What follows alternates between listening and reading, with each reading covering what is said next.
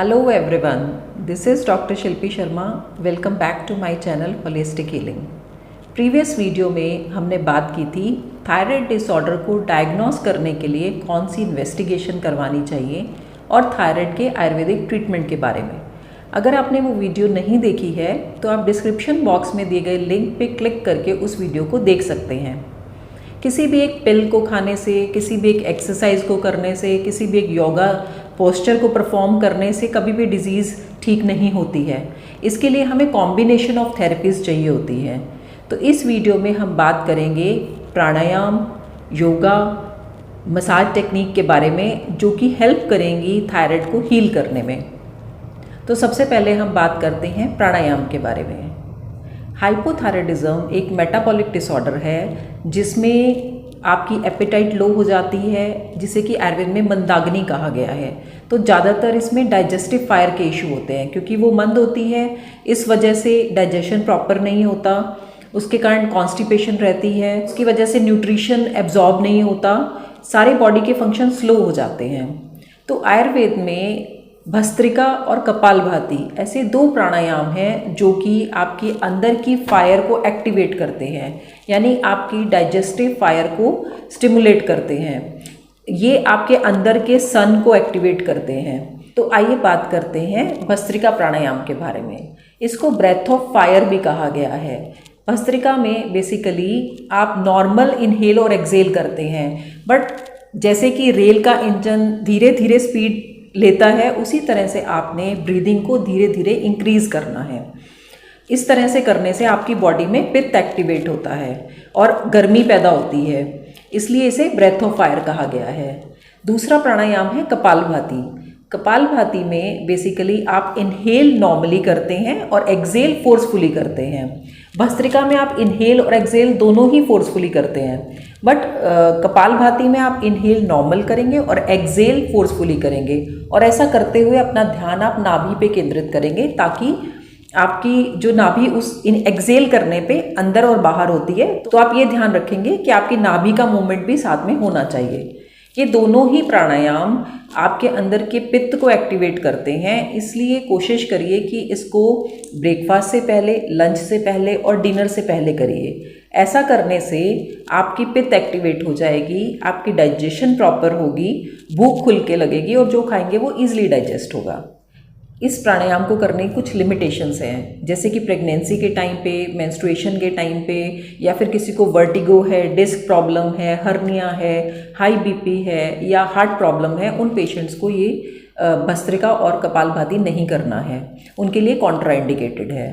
अब बात करते हैं हाइपरथायराइडिज्म में। हाइपरथायराइडिज्म में ऑलरेडी आपकी डाइजेस्टिव फायर एक्टिवेटेड है, ऑलरेडी आपका ओवर एक्टिव थायराइड है, यानी पित्त ऑलरेडी बढ़ा हुआ है। उसको शांत करने के लिए आयुर्वेद में शीतली प्राणायाम बताया गया है। शीतली प्राणायाम में आप जीवा को स्ट्रॉ की फॉर्म में टर्न करके और मुंह से इनहेल करते हैं और नाक से एक्सेल करते हैं।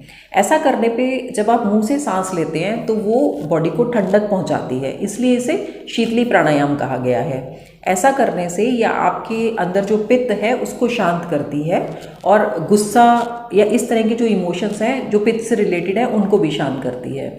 तो शीतली प्राणायाम को हाइपरथायराइड के केस में करना चाहिए। इसके अलावा नाड़ी शुद्धि प्राणायाम या फिर अनुलोम विलोम हाइपर और हाइपो दोनों ही केसेस में किया जा सकता है, क्योंकि अनुलोम विलोम बेसिकली हमारी बॉडी की एनर्जीज को बैलेंस करता है और दोषास को, वात पित्त कफ को बैलेंस करने का काम करता है। तो दोनों ही केसेस में इसको किया जा सकता है। जो दो मेन प्राणायाम है जो कि स्पेशली थायराइड के पेशेंट को करने चाहिए वो है उज्जयी प्राणायाम और टंक विद्या। उज्जयी प्राणायाम में आपने नॉर्मल इनहेल और एक्सेल करना है, बट आपकी जो श्वास नली है उसको आपने कॉन्स्ट्रिक्ट करना है, उसको थोड़ा सा संकुचित करना है ताकि जो हवा आप अंदर ले रहे हैं श्वास की फॉर्म में वो घर्षण करके आपके थ्रोट से क्रॉस हो, यानी उसमें फ्रिक्शन कॉज होगा। वो कई बार साउंड भी प्रोड्यूस करता है और उसके कारण क्या होता है कि आपका स्वर यंत्र जो है उसमें भी घर्षण होता है, आपकी जो वॉइस की टोन और टेक्सचर है वो इम्प्रूव होता है, जो कि खासकर थायराइड के पेशेंट्स में हॉर्सनेस ऑफ वॉइस हो जाती है या फिर हैवीनेस हो जाती है वॉइस में, तो वो इस प्राणायाम से उसमें रिलीफ मिलता है और आपकी साउंड बेटर हो जाती है। तो सिर्फ ये थायराइड को ही हील नहीं करता, उसके सिम्टम्स को भी सबसाइड करने में हेल्प करते हैं। तो उज्जयी प्राणायाम जो है वो थायराइड के लिए रामबाण माना गया है। इसके अलावा टंक विद्या में आप इनहेल नॉर्मली करते हैं और उसको होल्ड करते हैं ब्रेथ को, देन आप एक्सेल करते हुए ओम शब्द का उच्चारण करते हैं, बट उसमें आप माउथ ओपन नहीं करते, उसको अंदर ही आप उच्चारण करते हुए फेस को ऊपर और नीचे लेके जाते हैं। इस तरह करने से आपका जो थायराइड ग्लैंड है वहाँ पे वाइब्रेशंस फील होती है, जो कि हेल्प करती हैं आपके थायराइड को हील करने में। तो ये दोनों ही प्राणायाम जो है टॉन्सिल्स में थायराइड और पैराथायराइड ग्लैंड को एक्टिवेट करने में हेल्प करते हैं। तो आपने ये दोनों प्राणायाम तो करने ही हैं। इसके साथ अगर हाइपोथायराइडिज्म है तो आपने कपालभाति और भस्त्रिका ऐड करना है, और अगर आपको हाइपरथायराइडिज्म है तो आपने शीतली प्राणायाम को भी इसके साथ ऐड करना है। तो ये सभी प्राणायाम आपने डेली प्रैक्टिस में इंक्लूड करने हैं। इसके अलावा बात करते हैं योगा पॉस्चर्स के बारे में कि कौन से ऐसे योगा पॉस्चर्स हैं जो कि थायराइड ग्लैंड में सर्कुलेशन को इम्प्रूव करते हैं और उसकी हीलिंग में मदद करते हैं। तो आइए सबसे पहले बात करते हैं सिंह आसन के बारे में। सिंह आसन जो है इसको लाइन पोज कहते हैं, और इसमें आप टंग को बाहर निकाल के और लॉइन की साउंड प्रोड्यूस करते हैं, यानी शेर की दहाड़ जो है उसकी आवाज़ निकालते हैं। उससे क्या होता है, थायराइड ग्लैंड एक्टिवेट होती है। तो इसको सबसे ज़्यादा इम्पॉर्टेंट आसन माना गया है थायराइड को और पैराथायराइड ग्लैंड्स को एक्टिवेट करने के लिए। इससे क्योंकि गर्दन आपकी स्ट्रेच होती है और इसमें साउंड प्रोड्यूस होती है, तो वो साउंड जो है वो आपकी वॉइस को भी टोन और टेक्सचर को इम्प्रूव करने में मदद करती है। जो दूसरा आसन है वो है भुजंग आसन, यानी कोबरा पोज। कोबरा पोज में आपकी जो नेक है वो पीछे की तरफ स्ट्रेच होती है। स्ट्रेच होने की वजह से नेक मसल्स रिलैक्स होती हैं और ब्लड सर्कुलेशन इम्प्रूव होता है। जो तीसरा आसन है वो है उष्ट्रासन, यानी कैमल पोज। इसमें भी आपकी नेक जो है भुजंग आसन की तरह पीछे की तरफ स्ट्रेच होती है। इसको रामबाण आसन माना गया है थायराइड को ट्रीट करने के लिए। इसके अलावा ये कमर को भी फ्लेक्सिबल करता है, आपकी स्पाइन को स्ट्रेंथन करता है, ब्लड सर्कुलेशन को अपवर्ड मूव कराता है और हेयर फॉल को भी कंट्रोल करने में मदद करता है। जो नेक्स्ट आसन है वो है सेतुबंद आसन, यानी कि ब्रिज पोज। ये थायराइड के फंक्शन को तो नॉर्मल करने में मदद करता ही है, इसके अलावा ये वेट लॉस में बहुत मदद करता है, खासकर बेली फैट को कम करने में बहुत हेल्प करता है। इससे थायराइड के साथ साथ उसके जो सिम्टम्स हैं वो भी इम्प्रूव होते हैं, जैसे कि ओबेसिटी, बेली फैट, इनमें भी आपको रिलीफ महसूस होगा। नेक्स्ट आसन है हल आसन। ये एक इन्वर्टेड पोज है। नॉर्मली हम सीधे खड़े होते हैं तो हमारी ब्लड का सर्कुलेशन जो है लेग्स की तरफ रहता है, लेकिन इन्वर्टेड पोज होने की वजह से ब्लड का सर्कुलेशन जो है स्टमक एरिया में और हेड और नेक की तरफ ज़्यादा रहता है। हल आसन और सर्वांग आसन, ये दोनों आसन ऐसे हैं जो कि इन्वर्टेड पोज में होते हैं और इसमें ब्लड का सर्कुलेशन जो है अपर बॉडी पार्ट की तरफ होता है। इसमें डाइजेशन जो है वो इम्प्रूव होता है क्योंकि स्टमक की तरफ ब्लड सर्कुलेशन रहता है। एपेटाइट आपकी इम्प्रूव होती है जो कि वेट लॉस में हेल्प करती है।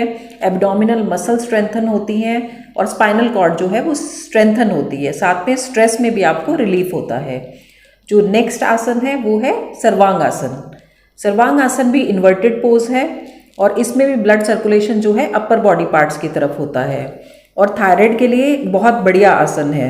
इसके अलावा इसको कोशिश करनी है आपने कि सर्वाइकल, माइग्रेन, हिप इंजरी या शोल्डर पेन है या आपको फ्रोजन शोल्डर है, हाई बीपी है या लो बीपी है या हार्ट प्रॉब्लम है, उन केसेस में आपको हल आसन और सर्वांग आसन नहीं करना है या फिर आपने इसे किसी एक्सपर्ट की देख रेख में करना है।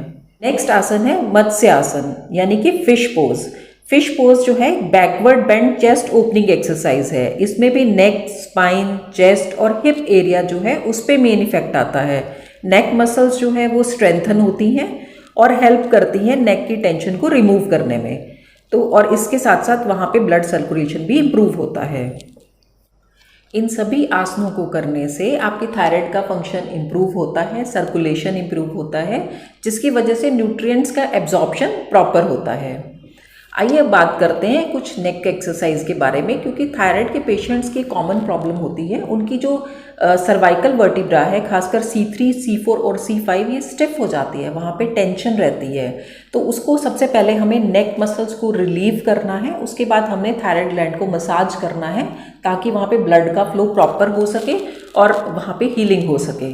तो आइए जानते हैं कुछ नेक एक्सरसाइज के बारे में। इसमें बेसिकली हम सारा दिन जो है फॉरवर्ड बेंड पोजीशन में रहते हैं, चाहे हम कुछ पढ़ रहे हैं, स्टडी कर रहे हैं या हम फ़ोन पे काम कर रहे हैं, तो हम फॉरवर्ड बेंड की पोजीशन में रहते हैं, जिसकी वजह से हमारी बैक ऑफ द नेक की मसल्स जो हैं वो स्टिफ हो जाती हैं और इलोंगेट हो जाती हैं। Front of the neck muscles हैं वो शॉर्ट हो जाती हैं। तो उस केस में हम अपवर्ड लिफ्ट ऑफ चिन के थ्रू हम बैक मसल्स को रिलैक्स कर सकते हैं। इसमें आपने चिन को अपलिफ्ट करना है, नेक की मसल्स को पुश करना है, पहले अपर एरिया से, फिर मिडल एरिया से एंड देन चेस्ट एरिया से। ऐसा करने से आपकी फ्रंट ऑफ द नेक की मसल्स जो हैं वो रिलैक्स हो जाएंगी, इलोंगेट हो जाएंगी और पीछे की मसल्स जो हैं वो भी नॉर्मल हो जाएंगी। इसके अलावा जिन लोगों को सर्वाइकल, वर्टिगो या फिर माइग्रेन के इशू हैं, वो लोग सिंपली अपनी नेक को राइट और लेफ्ट मूव कर सकते हैं, अपवर्ड और डाउनवर्ड मूव कर सकते हैं। जैसे कि 5 second right side, 5 second left side, 5 second upward and then downward. ऐसा करने से भी आप नेक एरिया की जो मसल्स हैं उसको रिलैक्स कर सकते हैं। ऐसा करने से थायराइड तक जो ब्लड सर्कुलेशन है वो इम्प्रूव हो जाता है और न्यूट्रिएंट प्रॉपर वे में एब्जॉर्ब होते हैं। अब हम बात करते हैं थायराइड की मसाज के बारे में। आयुर्वेद में वॉलनट ऑयल को थायराइड के लिए बहुत अच्छा बताया गया है। आपने cold pressed walnut oil use करना है, उसको हैंड पर लेके उसकी हल्के हाथों से आपने हैंड्स को रब करना है। ऐसा करने से आप अपनी प्राण एनर्जी को हील करने में हेल्प करते हैं। आपने इस तरह से थायराइड ग्लैंड पे अपने हाथों को रखना है ताकि आपकी जो प्राण एनर्जी है वो थायराइड को हील करने में मदद करे। उसके बाद आपने हल्के हाथों से नेक एरिया को मसाज करनी है।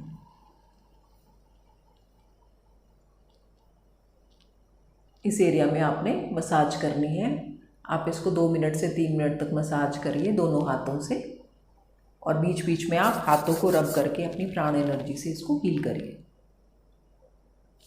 इसके अलावा आपने थोड़ा सा ऑयल लेके और इस तरह से पोजीशन बनानी है। इसको आपने गर्दन पे इस तरह से हाथों को रखना है और लाइट तरीके से बैकवर्ड मोशन में इस तरह से मसाज करनी है और इसमें आपने पाम का प्रेशर डालना है, फिंगर्स का नहीं डालना।